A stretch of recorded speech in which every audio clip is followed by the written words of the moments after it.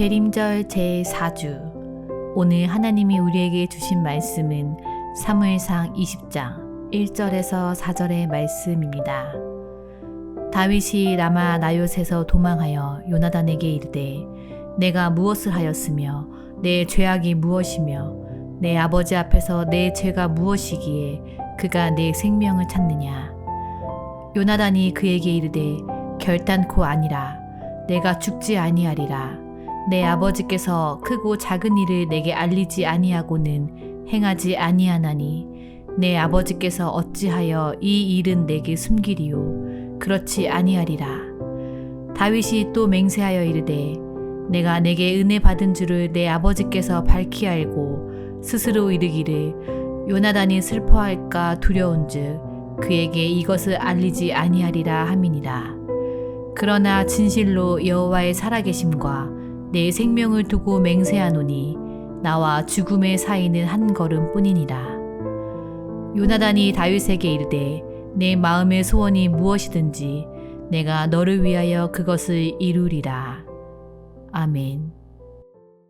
네, 내 마음의 소원을 이루리라라는 제목으로 오늘 말씀이 전해집니다. 사무엘상 20장은 요나단과 다윗의 우정을 기초하여서 서로를 지키고 보호하는 언약을 맺는 그러한 이야기입니다.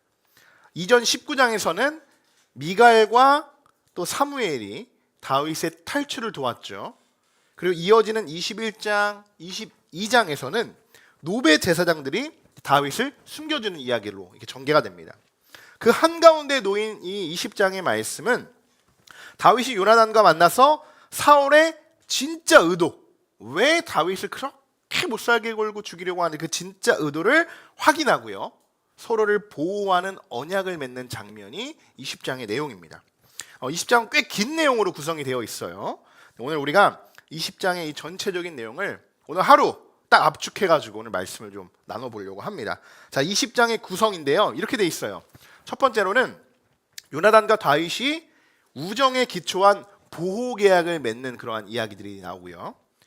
그리고 24절부터 34절까지는 사울이 그의 아들 요나단에게 화를 내면서 질책하는 이야기가 나옵니다. 그리고 세 번째는 요나단과 다윗이 영원한 작별을 고하는 이야기가 나와요. 굉장히 슬픈 그러한 장면들로 구성이 되어 있습니다. 자, 이 이야기는 단순한 우리가 사람과 사람의 인간적인 그런 우정 관계가 아니라요, 하나님께서 다윗의 길을 열어가시는 결정적인 순간, 그리고 다윗 이 왕의 지금까지는 어떻게 보면 이 왕의 계승자가 요나단이잖아요. 자연스럽게 요나단이 이제 계승해 가게 되는데 그 요나단이 기꺼이 사울의 편에 서는 게 아니라 다윗의 편에 서는 그러한 장면들을 바라보게 됩니다. 사무엘상 20장은 다윗의 왕권 여정에서 사람을 통해 일하시는 또 하나님의 섭리를 보여주는 굉장히 중요한 단락입니다. 자, 그럼 첫 번째로 오늘 요나단과 다윗의 이야기를 좀 살펴보도록 하겠는데요. 지난 시간 여러분 이야기 기억나시죠? 다윗이 어디로 도망갔죠?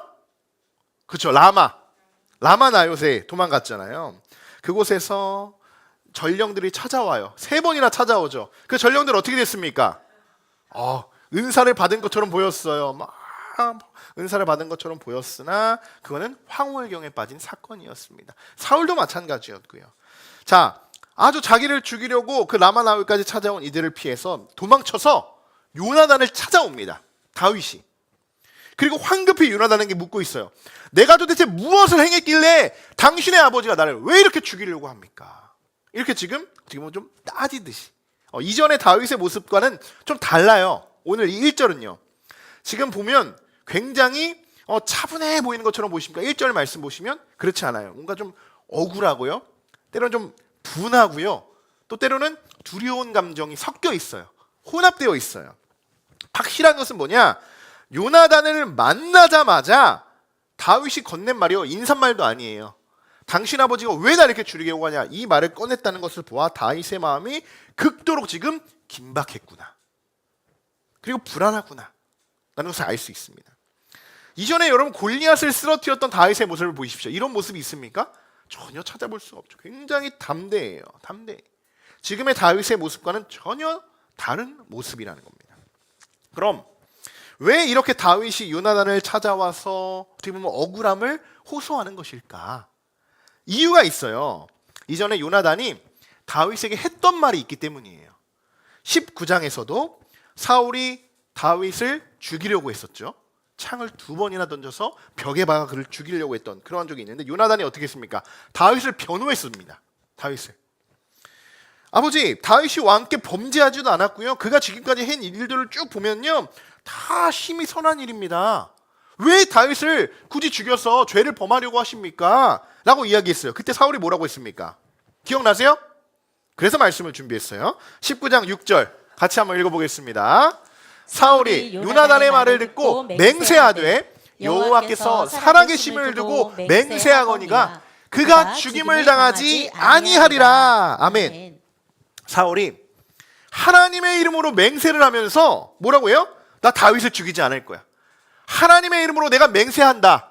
다윗 죽이지 않을 거야 라고 이야기했어. 그래서 요나단이 어때요? 다윗에게 찾아가서 아버지가 맹세했어. 다윗 너 죽이지 않을 거야 라고 전달을 했죠. 그런데 그 이후에 어떤 일이 벌어졌어요? 그 다음날 집까지 찾아왔어요.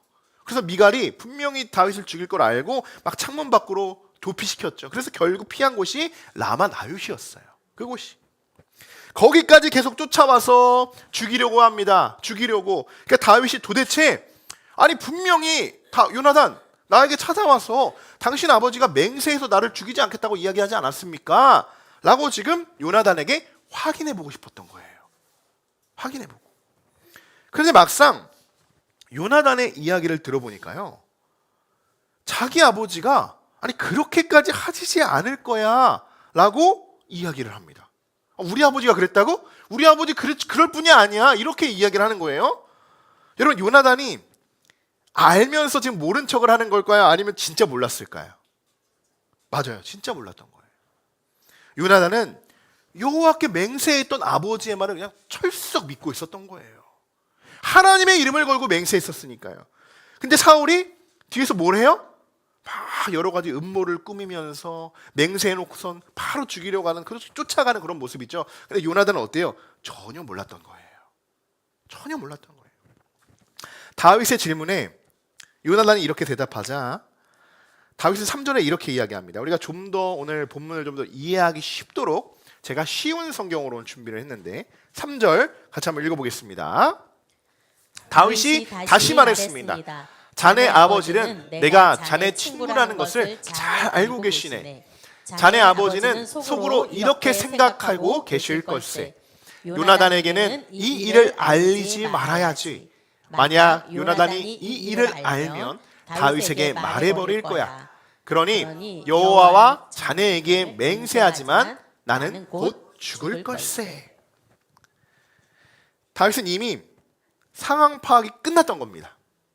이미 사울이 요나단 몰래 다윗을 죽이려고 했던 거예요.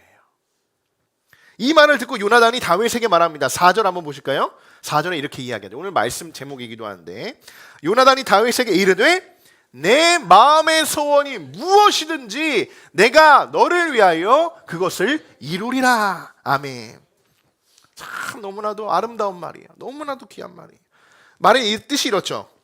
그럼 다윗 이제 어떻게 할 겁니까? 어떻게 할 거예요? 내가 무엇이든 당신이 말한 모든 것 다 돕겠습니다. 무엇이든. 이런 뜻입니다. 여러분 이들의 신앙적인 우정이 여러분 얼마나 아름답습니까? 얼마나 아름다워요. 우리는 누구의 부탁 하나를 해도 많이 생각합니다. 잠깐만요, 집에 가서 좀 물어보고 올게요. 그러면서 많은 것을 계산하면서 이걸 들어줘야 돼, 소원을 들어줘야 돼, 뭐 안 들어줘야 돼, 여러 가지 따지면서 나에게 부족한 거 나에게 이익 타산하면서 여러 가지를 겸해서 결국 전화해서 아 이거 어려울 것 같아요 라고 하는 게 대부분인데요, 그런 거 없이 내 마음의 소원이 뭔지도 모르죠. 무엇이든지 내가 다 들어주겠습니다. 여러분 우리는 대부분 여러분 어려운 상황에 처할수록요 주변 사람들이 어떻게 합니까? 가까이 가기보다는 그 사람이 어려움을 처했을 때 멀찍이 한 발짝 물러납니다. 왜요? 불안한 거죠. 괜히 그 사람 때문에 어려워지고 뭐 그 사람과 엮이기 싫고 여러 가지 상황들 때문에 힘들어하는 그 상황에 나도 힘들어지지 않기 위해서 한 발 빼버리는 그런 상황이에요. 그러니까 쉽게 다가가지를 못합니다. 그런데 이런 상황 속에서 다윗의 정말 하나밖에 없는 조력자의 역할을 요나단이 하고 있다는 것은 굉장히 놀라운 사실인 거예요. 굉장히. 생각해 보십시오. 지금 여러분 다윗은요, 뭔가 우리는 어려운 상황, 뭐 그런 상황 속에서도 우리는 약간 한 걸음 물러나는데요. 다윗은 어려운 상황이 아니에요. 지금 죽음 앞에 놓여 있는 상황이에요. 죽음 앞에. 근데 요나단은 어떻게 이렇게 전심으로 다윗을 도울 수 있었을까? 어떻게? 요나단은 이미 알고 있었어요. 이전부터 계속 요나단은 다윗을 보면서 알고 있었습니다. 이 싸움은 단지 아버지와 나의 친구 다윗의 문제, 갈등이 아니라 하나님께서 이제 앞으로 이스라엘에게 누구를 왕으로 세우실까 하나님께서 하시는 일들이라는 것을 다윗은 분명히 알았습니다. 그는 다윗이 골리앗을 쓰러뜨릴 때부터 또 사울과는 전혀 다른 하나님의 영이 부어졌다는 사실을 이미 알고 그가 행동하는 모든 모습들을 보면서 하나님의 손이, 하나님의 영이 아버지 사울에게 있는 것이 아니라 다윗과 하나님이 함께 하시는구나, 이것을 알고 다윗을 적극적으로 돕기를 합니다. 그렇게 결정하죠. 만약 여러분들의 신앙의 동역자들, 멀리 갈 필요도 없이 우리가 지금 함께 앉아서 이렇게 예배하는 우리의 신앙의 동역자들이요, 만약 어려운 상황에 이렇게 처하게 되었다고 한번 생각해 보십시오. 그럼 여러분, 요나단과 같이요, 적극적으로 찾아가서 당신의 마음의 소원이 무엇이든지 내가 돕겠습니다. 내가 돕겠습니다. 함께 하겠습니다. 라고 여러분 결단하고 도우실 수 있겠습니까? 세상 사람들을 보면 어려움에 처한 사람들, 그런 사람들에게 다가가기보다는요, 성공하고 뭔가 좀 부유하고 더 윤택한 삶을 살아가는 그런 사람들을 더 가까이 두고 찾아가는 그런 모습들을 발견하게 돼요. 왜요? 혹여나 그들의 그늘 안에서 내가 좀 더 평안하게 좀 이득을 볼까 하는 마음이 있는 거죠. 그러나 하나님이 우리들에게 원하시는 모습은 그런 모습들이 아니에요. 예수님의 이 땅에서 오신 그리고 이루신 사역들을 보십시오. 예수님은 언제나 연약한 자, 소외된 자, 고통받는 자, 위기에 처한 자들을 직접 찾아가십니다. 직접 찾아가셔서 말씀으로 그들을 치유하시고 회복시키셔서 완전히 거듭난 새로운 삶을 살아갈 수 있도록 예수님께서 우리를 인도해 주세요. 우리를. 근데 지금 그 역할들을 그럼 누가 감당해야 될 거냐는 거예요. 누가? 우리들이 감당하는 겁니다, 여러분. 우리들이. 예수님께서 이 땅에 오셔서요, 무엇을 하신 거냐? 너희들이 너무 답답해. 우리 하나님이 위에서만 지켜보시는데 우리들이 너무나도 알려줘도, 아무리 말씀으로 알려줘도 이들이 알아듣지를 못해요. 답답한 거죠. 어떻게 해야 돼요? 직접 육신의 아들로 보내셔서 어떻게 해야 하는지를, 정말 그 죄가 무엇이고 너희들이 자유케 할 수 있는 방법, 어떻게 하나님의 나라에 들어갈 수 있는 것을 예수님이 직접 이 땅에 오셔서 우리들에게 보여주신 거예요. 그리고 하늘로서 부활하셔서 승천하셨죠. 그러니까 그 이후에 예수님 우리에게 말씀하셨잖아요. 땅 끝까지 이르러 뭐가 되라고 했어요? 증인이 되라고 말씀하셨어요. 그러니까 지금 우리들이 해야 할 일들은요, 예수님이 하셨던 사역들을 이어받아 우리들이 땅 끝까지 이르러 증인이 되는 것입니다. 우리가 해야 되는 역할들이에요. 우리가 그냥 와서 하나님 오늘 말씀 참 좋네, 그래서 평안을 얻고 맛있는 밥 먹고 집에 가서 한 주 동안 세상에 들어가서 여러 가지 사역하다가 좀 쉼터에서 나 혼자 또 이렇게 마음을 얻어야지라고 교회에 오는 게 아닙니다. 그러려고 신앙생활하는 것이 아니에요. 그게 현대의 크리스찬입니다. 우리들이 감당해야 하는 역할들은요, 예수 그리스도가 이 땅에 오셔서 하신 모든 사역들을 이어갈 수 있는 우리의 역할들이라는 겁니다. 여러분, 그것이 그리스도인들이에요. 자, 여러분, 우리 한번 옆 사람을 바라보며 이렇게 한번 인사해 볼게요. 소원을 이루어 드리겠습니다. 뭐 소원을 이뤄둔다니까 벌써부터 저 사람이 무슨 소원을 이야기할까 걱정하시잖아요. 그죠? 우리가 누군가의 소원을 들어주는 많이 또 하자는 게 아닙니다. 우리 연말 되면 또 이제 많이 또 해가지고 짝꿍 뽑아가지고 막 선물도 주고 막 기도해주고 그러자는 게 아니에요. 그런 개념이 아니에요. 오늘 말씀, 이 소원은 그런 소원이 아닙니다. 이것을 한국어로 번역을 하기 때문에 소원이라는 표현을 이렇게 우리가 알아듣기 대중적으로 쓴 것이지요. 여기서 말하는 소원은요, 하나님이 당신을 통해 일하시기 위해서 내가 옆에서 돕겠습니다. 내가 옆에서 최선을 다하여 조력자의 역할로 내가 서포트하겠습니다라는 뜻이에요. 그런 뜻입니다. 결국 요나단과 다윗 이 두 사람이 선택한 것은요, 그러면 확인을 해봐야 될 거 아니에요. 우리 아버지는 나한테는 분명히 맹세해가지고 다윗 안 죽인다고 했는데 또 다윗의 얘기를 들어보니까 이게 아니에요. 그럼 어때요? 사울의 진심을 확인해 봐야겠죠. 도대체 이 아빠가 무슨 생각을 하고 있는지 알아봐야 돼요. 방법은 이렇습니다. 세 달 초하루, 우리도 지금 월상 예배 드리듯이 이스라엘 왕도요 월상마다 잔치를 열어서 여러 가지 위에 이제 고위 뭐 천부장 뭐 여러 가지 직위들이 모여서 잔치를 식사를 함께하는 그런 자리가 있었어요. 그래서 그 자리에서 다윗이 빠지고 다윗이 고향의 가족을 위해서 매년 제사를 드리기 위해서 자리를 비우러 갔다는 설정을 하는 겁니다. 설정을. 그러면서 다윗이 이제 그 자리에 없으니까요. 여러 가지 어떻게 보면 지금 만찬, 대통령과 만찬을 하는데 한 사람이 없는 거예요. 가장 중요한 천부장이. 그러니까 어때요? 찾겠죠. 찾으면은 묻겠죠. 그러면서 사울의 상황을 살피는 겁니다. 자, 6절, 7절 우리가 한번 직접 읽어봐야지 이게 무슨 말인지 이해가 됩니다. 6절, 7절 같이 읽어보겠습니다. 내 아버지께서 만일 나에 대하여 자세히 묻거든 그때 너는 말하기를 다윗이 자기 성읍 베들레헴으로 급히 가기를 내게 허락하라 간청하였사오니 이는 온 가족을 위하여 거기서 매년제를 드릴 때가 됨이니이다 하라. 그의 말이 좋다 하면 내 종이 평안하려니와 그가 만일 노하면 나를 해하려고 결심한 줄을 알지니. 네, 아멘. 자, 이제 다윗뿐만 아니라 요나단도 이것을 보면 아버지에 대한 테스트죠. 이들이 시험을 해보는 건데 사울의 진짜 마음을 이제 확인하게 되는 겁니다. 요나단도.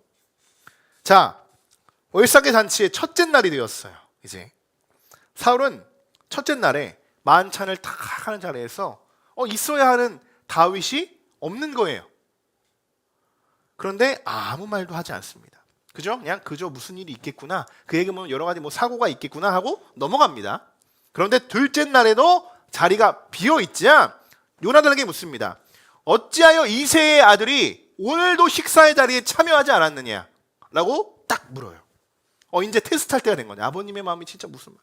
자, 이때 요나단은 다윗과 약속한 대로 대답합니다. 아주 이게 중요한 대목이에요. 요나단의 이야기를 들은 사울의 반응이에요. 사울이 어떻게 해요? 평안하다. 그가 평안하기를 바란다 라고 이야기하는 것과 화를 내는 거 둘 중에 하나라는 거예요 지금. 자, 쉬운 성경 30절 같이 읽어보겠습니다. 그러자 사울은 요나단에게 화를 내며 말했습니다. 이 바보 같은 놈아, 그래 난 네가 이새의 아들 다윗의 편인 줄 알고 있었다. 너는 너뿐만 아니라 너를 낳아준 내 어미도 수치스럽게 만들고 있다. 바보 취급을 하죠. 바보 취급. 이게 얼마나 여러분 수치스러운 일인지 아시죠 지금? 자신의 아들이 왕이 될 사람이잖아요. 근데 둘만 있는 게 아니에요 지금. 이 만찬의 자리에서 이야기하는 거예요. 만찬의 자리에서 지금 다 바라보고 있는 그런 상황 속에서 그 아들을 지금 혼내는 거예요. 바보 같은 놈아라고 혼내고 있는 거예요. 그러면서 어떻게 해요? 어미까지 혼내고 있죠. 가족까지 지금 수치라고 이야기합니다. 그러니까 결국 사울의 분노가 폭발했던 거예요. 본색을 드러나기 시작한 거죠. 지금까지는 사울이 다윗을 죽이고자 했던 마음을 요나단에게는 숨겼습니다. 왜요? 30절에 쓰여있죠. 난 네가 이새의 아들 다윗의 편인 줄 알고 있었다. 이미 알고 있었던 거예요. 나를 더 신임하는 것이 아니라 아버지인 왕인 나를 더 신임하는 것이 아니라 천부장으로서 하나님의 역할을 하고 있는 다윗을 요나단이 더 신뢰하고 있는 것을 알고 있었던 거예요. 그러니까 이 사울의 마음에 어때요? 미움, 시기, 질투가 아주 가득 찼던 거예요. 이미. 사울은요 자신보다 다윗을 신뢰했던 요나단의 마음을 아주 꿰뚫어 보고 있었어요. 지금까지는 어때요? 알고 있었지만 참고 있었던 겁니다. 참고 있었어요. 근데 이제는 더 이상 화를 주체할 수가 없는 거예요. 화를. 그래서 31절에 사울은요 자신의 아들 요나단에게 이렇게 이야기합니다. 자, 쉬운 성경 31절 같이 읽어보겠습니다. 이새의 아들이 살아있는 한 너는 절대로 왕이 될 수 없고 나라를 가질 수도 없다. 그러니 이제 사람을 보내어 다윗을 끌고 오너라. 다윗을 반드시 죽여야 한다. 아멘. 공포하는 겁니다. 사실 공포. 다윗이 살아있는 한 너는 왕이 될 수 없어. 딱 박죠. 여러분 이 구절에서 요나단이 느끼기에 가장 충격적인 말이 어떤 말이었을까요? 그냥 일반적으로 들어보면 이 말이에요. 다윗이 살아있는 동안 너는 왕이 될 수 없다는 말이에요. 여러분 이것은 사울이 요나단의 가장 약한 그 약점을요 정확하게 찌르는 말입니다. 정확하게. 왕의 아들로서 누가 봐도 내가 다음 왕이 될 수 있는 가장 확실한 자리, 그 자리를 미끼 삼아 요나단을 쥐흔들고 있는 거예요. 지금 드라마 같은 거 보시면 여러분 막 그 상속받기 위해서 그 자리를 상속받기 위해서 회장님의 아들들, 자녀들 보면 어때요? 막 치고받고 엄청 싸우지 않습니까? 근데 내가 결국 그 부회장 자리까지 올라가기 위해서 결국 회장 자리죠. 이제 은퇴하면 그 자리에 올라가기 위해서 얼마나 많은 계략들을 꾸미고 말도 안 되는 말들을 만들어내고 어떻게 해선 그 나의 어떻게 보면 경쟁자들을 다 제끼고 내가 올라가기 위해서 얼마나 악행들을 행합니까? 악행들을 해요. 대부분 드라마 시나리오로 많이 쓰잖아요. 지금 그런 상황인 거예요. 너가 왕이 되고 싶어? 다윗 잡아와. 다윗이 없어야 네가 왕이 될 수 있어. 그럼 어떻게 되겠습니까? 아, 내가 왕이 되기 위해서 잡아와야 되니까 모든 천부장들 백부장들 다 모여라. 다윗 잡으러 가자. 라고 하는 게 이 세상의 지금 드라마일 겁니다. 그렇게 시나리오가 흘러가 있죠. 여러분이 만약 요나단이라고 생각해 보세요. 요나단이라고. 이번 사울의 말에, 지금 이 말에 흔들릴까요? 흔들리지 않을까요? 저는 마구 흔들릴 것 같아요. 솔직히 말씀드리면 흔들릴 수밖에 없는 거예요. 흔들릴 수밖에. 충분히 흔들릴만 합니다. 자, 그런데 우리가 흔들려선 안 되겠죠. 흔들릴 수는 있어요. 그런데 그것이 흔들서 뽑히면 안 되는 거예요. 흔들릴지라도 다시 잡아서 그 자리를 굳건하게 뿌리를 내리는 것이 그리스도인들이에요. 여러분 우리가 신앙생활하면서 가장 어려운 선택을 하고 위기의 순간에 놓일 때가 되는 게 이런 순간들이에요. 이런 순간들. 하나님의 뜻과 내 유익이 정면 충돌할 때. 맞아요. 세상에서는 이 뜻을 따라가면 모든 것을 다 얻을 수 있는데요. 하나님은 그것이 아니라고 이야기해요. 그 모든 것을 포기하고 내 편에 서라고 이야기하십니다. 여러분 어떻게 해요? 이럴 때 너무나도 혼돈되고 너무나도 흔들려요. 요나단은 지금 다윗이 어디에 숨어 있는지 알아요. 어디 있는지 알아요. 아무도 모르는데요. 요나단은 알아요. 사람들 잡아와서 몰래 기습해가지고 다윗 잡아오면 끝날 일입니다. 그냥 다윗에게 한번 미안해 하면 끝날 일이에요. 그럼에도 요나단은 그 쉬운 길을 선택하지 않아요. 요나단은 왕의 자리가 탐나지 않았을까요? 당연히 탐났겠죠. 그도 인간입니다. 그러나 그는 왕의 자리를 하나님의 뜻보다 그 위에 두지 않았다라는 겁니다. 이것이 놀라운 사실이에요. 이것이. 사랑하는 성도 여러분, 우리의 삶에도 이런 순간들 분명히 찾아옵니다. 매 순간 찾아올 거예요. 정작 우리가 어떻게 보면 정직하면요 손해볼 것 같을 때 있어요. 그죠? 말하지 않으면 편할 것 같을 때가 있고요. 하나님 뜻보다 내 자리를 더 지키고 싶은 순간들이 수도 없이 찾아와요. 우리들도요. 그럴 때 우리는 어떤 선택을 해야 될까? 요나단과 같이요. 지금 당장은 내가 가진 모든 것을 다 내려놓아야 하는 그런 상황이 찾아올지라도 그것이 하나님의 뜻이라면 우리가 기꺼이 내려놓을 수 있어야 한다는 것입니다. 그거 못하면 우리는 헛신앙생활 하는 거예요. 정말로. 여러분 우리가 말씀대로 살아가기를 결단하고 하나님 앞에 이 자리에 와서 우리가 그렇게 살아가겠습니다 결단하고 파송하면 뭐합니까? 세상에 가서 다른 삶을 살면 그것이 우리가 무슨 유익된 삶이라고 이야기할 수 있겠습니까? 세상에 나가서도요 이런 상황들이 찾아올 때 지금 내 모든 것을 내려놓으라고 그런 상황이 찾아올지라도 기꺼이 내려놓을 수 있어야 돼요. 그 삶을 세상의 유혹과 세상의 그 너무 많은 부와 재물과 심지어 그것이 쾌락일지라도 세상이 주는 기쁨일지라도 내려놓고 주님의 뜻을 따를 수 있는 자들이 그리스도인인 걸 여러분 믿고 그렇게 나아가는 우리 모든 성도들 되시길 주님의 이름으로 간절히 축원합니다. 그것이 믿음의 사람입니다. 믿음의 사람. 이제 요나단은 아버지의 진심이 무엇인지를 알았어요. 그리고 다시 한번 이전과 같이 다윗을 변호하기 시작합니다. 이전에도 다윗을 변호했죠. 다시 한번 다윗을 변호해요. 32절 같이 읽어보겠습니다. 요나단이 그의 아버지 사울에게 대답하여 이르되 그가 죽을 일이 무엇이니까 무엇을 행하였나이까? 아멘. 자, 19장처럼 똑같은 말씀인 거예요. 그가 행한 일이 죄가 없습니다. 죽을 이유가 없습니다라고 이야기했어요. 요나단은 왜 죽어야 하는지를 이유를 묻고 있는데요. 지난번에 어때요? 사울이 요나단의 이야기를 듣고 어떻게 했습니까? 아, 그래, 맞다. 내가 맹세한다. 맹세하니까 다윗은 죽지 않을 거야 라고 이야기를 했었어요. 그럼 이번에는 어떨까요? 이번에 33절. 자, 읽어보겠습니다. 사울이 요나단에게 단창을 던져 죽이려 한지라. 요나단이 그의 아버지가 다윗을 죽이기로 결심한 줄 알고. 아멘. 얼마나 슬픈 일입니까? 얼마나. 사울이 이전에도 다윗을 죽이려고 창을 던져 2번이나 창을 던져 죽이려고 했었죠. 이번에는 그 창이 누구를 향합니까? 요나단을 향해 던졌어요. 요나단을 향해. 여러분, 결국 죄는요, 우리를 죽음으로 이끌고 갑니다. 아니, 어떻게 자기 자식에게 사람들이 다 모여있는 그곳에서 너는 데리고 오지 못하면 왕의 자리도 주지 않을 거야. 당장 다윗 데리고 와. 그리고 나서 아들이 다윗을 변호하니 그 자리에서 창을 던져 요나단을 죽이려고 하는 그 사울의 모습을 보십시오. 요나단은 이제야 정말로 아버지가 다윗을 죽이기로 작정하셨구나, 마음 먹었구나라는 사실을 알게 되고요. 요나단이 화가 나서 그 즉시 식탁의 자리에 일어나서 다윗에게 이 소식을 전하러 갑니다. 자, 18절에서 23절까지 보시면 요나단과 다윗의 약속된 신호가 있었어요. 지금 다윗은 피신한, 도피하는 몸이기 때문에 어디선가 숨어 있어야 되는 그런 상황이죠. 요나단은 들에서 활을 쏩니다. 활을 쏴서 한 소년을 보내서 화살을 찾게 하는데, 그때 외치는 말이 있어요. 화살을 찾는데 외치는 말이 있어요.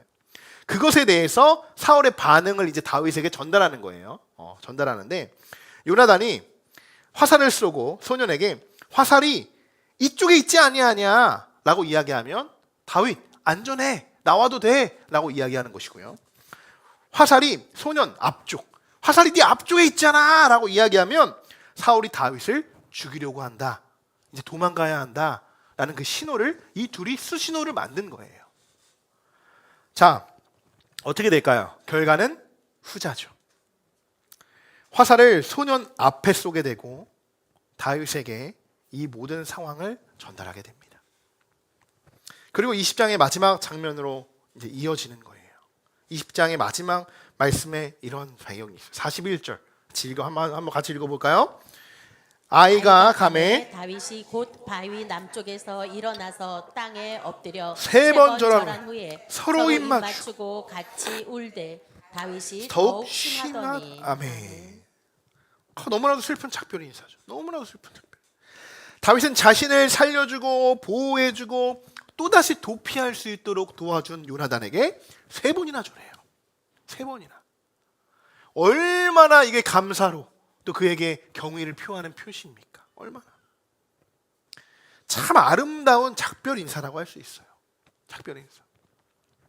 실제로 요나단과 다윗은요, 앞으로 만나지 못합니다. 오늘이 마지막이에요. 그 둘의 만남이. 이렇게 해서 이제 20장의 말씀이 이제 마무리가 됩니다. 그리고 또 이제 도피 생활을 시작하니까요. 또 도피 생활을 시작하게 돼요. 자, 이제 오늘 말씀을 마치면서 우리 모두가 요나단과 같은 서로가 서로에게 정말 귀하고 그의 마음들에게 신앙의 조력자가 될 수 있는 우리 신앙의 동역자가 되시길 주님의 이름으로 간절히 축원합니다. 위기에 처한 성도도 있어요. 어떻게 될까요? 그의 곁을 멀리 피해가야 될까요? 아니죠. 내 마음의 소원이 무엇인지 권사님 말해보시오. 권사님의 마음에 무엇인지 내가 그것을 이루도록 내가 함께 돕겠습니다. 즉 내가 함께 기도하겠습니다. 함께 섬기겠습니다. 함께 그 일들을 위해서 우리가 끝까지 우리 권사님, 집사님과 함께 하겠습니다라고 말할 수 있는, 그렇게 함께 조력할 수 있는 그러한 귀한 우리 함께하는 교회 성도분들 되시기를. 그래서 하나님의 뜻을 위해서, 우리의 뜻이 아니에요. 그분의 하나의 큰 계획을 이루기 위해서 우리가 그분의 뜻을 들어주는 것이 아니고요. 그 권사님이 하나님을 통해 하나님이 일하시기 위해서, 하나님이 쓰시기 위해서, 하나님이 사용하시기 위해서 일하시는 하나님께서 그 성도들을 위해 우리가 조력하는 이번 귀한 한 주간이 되시기를 주님의 이름으로 간절히 축원합니다.